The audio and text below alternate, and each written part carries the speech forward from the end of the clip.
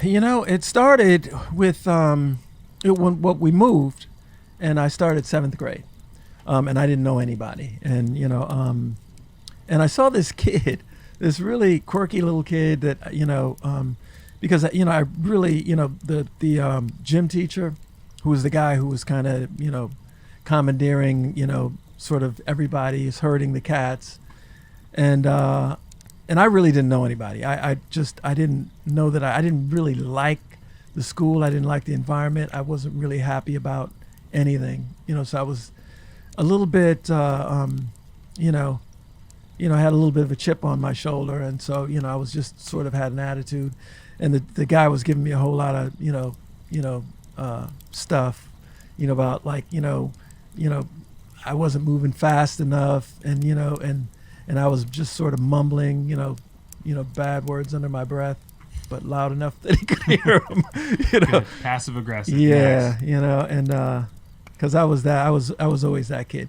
So I looked on, and and he told me to go once he gave me my class slip or whatever it was. And he said, "Go sit, go stand against the wall. Girls are on one side, boys are on the other side." So I looked down the row, and I looked, and I saw this kid, and I thought, let me go stand next to this kid. He looks interesting. So I went up and I said, "Hey, how you doing? I'm Andre." And he said, "I'm Prince." I said, "Prince?" He said, "Yeah." I said, It's an interesting name, And so I said, "What do you do, Prince?" He said, "I play music." I said, "Oh, so do I." He said, "You do?" I said, "Yeah, you do." I said, "What do you play?" He said, "Well, I play piano and guitar." He said, You're "What do you like play?" 13, right, at this point? I think either 12, might have actually Wow. been even 12. I think, 12 or 13, but somewhere right around there.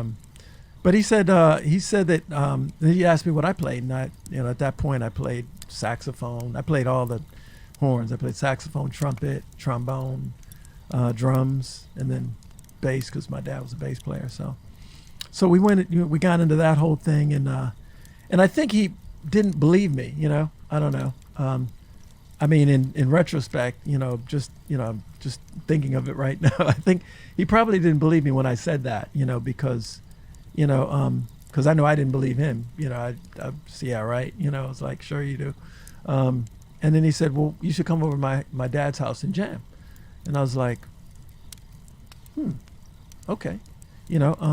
So after we went and he was like adamant about wanting to, know what classes I had and all that kind of stuff, which was interesting because I was like, he was just, he's an odd kid. I was like, this kid is a little different. So we wound up going over to his dad's house and jamming, and he wanted to play the piano, and he was amazing on the piano, and and I was playing. His dad had a large scale ukulele, which was kind of basically like a bass, And his dad was an incredible musician, right?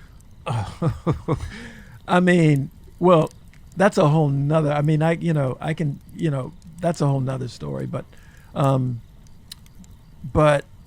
we wound up jamming and going through that whole thing, but his dad was an amazing musician. His dad, played the piano like really, to be honest with you, his dad played the piano like nobody I'd ever seen, probably except Prince. The only person that I think,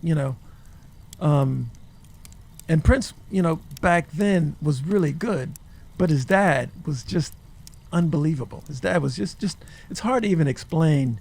We would sit and watch his father play, and, I think Prince felt like he made him, but I wanted to be there because it was just unbelievable to watch his dad just go through his whole thing, and then he would talk to us and, so basically kind of give us a sermon, but he would play, and it was just, he was really into Rachmaninoff, the, pianist, and he would always talk about him and talk about, if you really wanted to be a good musician and a real musician, you needed to do this, and he'd tell you needed to do that. And, it was really good, refreshing for me to hear because my father was a musician, but my father really didn't talk to me about music or playing music at all. And in fact, I don't think he really wanted me to be a musician. My dad was like an inventor and an engineer and all kinds of other stuff.